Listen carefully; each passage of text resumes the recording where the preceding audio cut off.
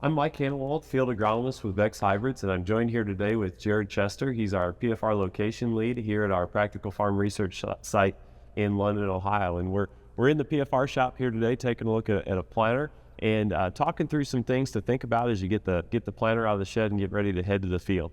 You know, as we wrapped up planting season last spring, we probably all had a mental checklist in our head of things that we wanted to do and updates and changes we wanted to make to the planter.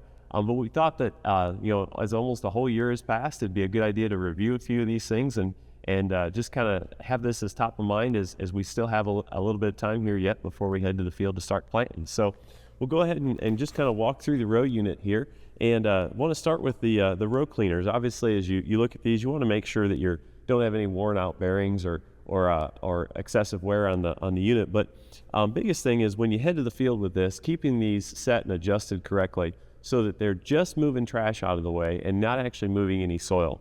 You don't want these creating a furrow that then our row unit's going to ride in and disrupt our seed placement. So having those set correctly is pretty important. Jared, do you want to talk about the disc openers? Yeah, so just talking, there's a lot of different things we look at when we bring the planters in the shop, but Mike and I just wanted to hit on a few that we see commonly, just things that maybe could be improved on a lot of planters. And the one I wanted to kind of challenge you guys with was your disc openers and seed tubes. So disc openers, first off, make sure, do we need to replace them? And if we're getting close, let's just go ahead and get them replaced because, they're affecting basically every seed and every trench of that field. So the best way to do is pull one off, get a good measurement, know your tolerances, and if you're getting close, let's just go ahead and get them switched out. From there, if we're in tolerance in terms of we got enough life left in them, what we need to do is make sure they're adjusted correctly. So to do that, we use 2 business cards. We pull them in till they touch or can't go any farther. And on this white planter, we want about 1.5 inches between those business cards. Another common thing that we do when we're actually looking at our disc openers and going through the planters and evaluating, especially if we need to change disc openers, a lot of times we see other problems that have formed already, and we see them in the seed tube. So you can see basically we had disc openers get too narrow on us, and the seed tube guard actually was rubbed down too far, and what happened was those disc openers actually rubbed a spot on that seed tube guard, and you can see we've got a slight dog ear. So every seed that rolls down that seed tube, it could potentially knock that seed around and affect our placement. So those are a couple things that we pay close attention to every year on the row unit. All right, as we move back further in the row unit, we move into planting depth and our depth settings here. You want to make sure that these gauge wheel arms are tight, that there's not a lot of play there, because that's what sets your planting depth, which is very important to keep that accurate and precise. So our PFR proven planting depths in corn is at about 2 inches, and in soybeans it's 1.5 inches, and we've got multiple years of testing to back up those planting depths. Mike, another thing we do every year after we get the planter redone in terms of regarding to depth is trying to get the planter set uniform row to row in depth. And what we do to actually get that achieved is we set the planter on the ground in the shop here on the concrete, so it basically sets or rests on its disc openers, and we take boards. These are for our corn planter actually, because we plant corn, try and plant corn 2 inches deep. So these are actually a piece of a 2x4 and a piece of plywood screwed to it. And what we do is we just shove these under both gauge wheels on the row unit, and we set every row the same. So that way when we go out to the field, we know the planter as a whole is set uniformly. So then it's a lot easier in terms of digging different rows and trying to make that judgment. Do I need to go up? Do I need to go down? So the whole planter set uniformly, and we can just set the planter all the same when we get out there in the field.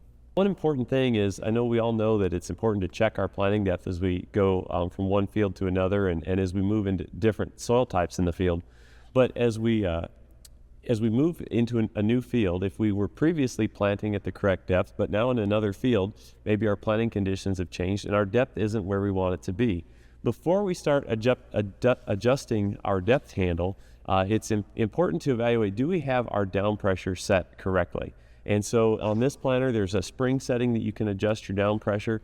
You may have a hydraulic or an airbag system for adjusting that down pressure, but it's important to make sure that is set correctly, because more than likely, if our depth has changed, it's not because of the distance between the gauge wheels and our disc openers has changed. It's because of the fact that the soil conditions have changed and we either require more or less downforce to get that seed into the ground.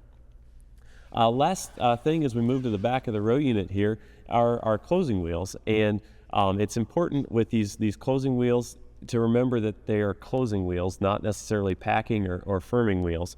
Our seed firmer is doing most of the work as far as giving us good seed to soil contact and keeping that seed in place firm in the trench. So the closing wheels simply need to pull in enough soil and provide just enough firming action to finish off that good quality seed to soil contact. And so we want to make sure our tension is set in as light of a possible setting to provide that good closing action without putting too much pressure on the seed. All right, switching over to the corn planter here, I just wanted to point something out because the bean planter we were just looking at didn't have a starter fertilizer system on it. On this planter, we're using Precision Plantings Conceal system, so you can see it's actually integrated into the gauge wheel here with a knife that runs there to inject that starter fertilizer into the ground. So that would be what we would call a 2x2x2 system. Now, not all our systems are exactly 2 inches over and 2 inches down. It's going to differ from one system to another. I think, Jared, we're running about 3¼ inches here away from the seed. But I just wanted to point out the importance of taking some time to check and make sure that starter fertilizer truly is at least 2 inches away from the center of your seed trench. And that comes down to the salt content that's in that starter fertilizer. If you're using 28% or 1034O or some type of sulfur product, it's going to contain some salt content, and if we get that too close to the seed, we can actually potentially end up and injure the young seedling or injure the roots. And so we want to avoid that from happening. So just take the time to check and make sure that those units for that 2x2 fertilizer haven't shifted over time, and they're a minimum of at least 2 inches away from the seed. Good, Mike. The only thing I wanted to share with everybody here before we wrap up the video is on the website, we do actually have kind of a planner checklist to help you guys make sure you hit all the different topics before you get to the field this spring. So not only does it kind of walk through the topics we cover, but also all the other aspects of the planner, from bar height to making sure your monitor's updated, all those small tweaks that can really make a difference in terms of having success in an efficient spring. So.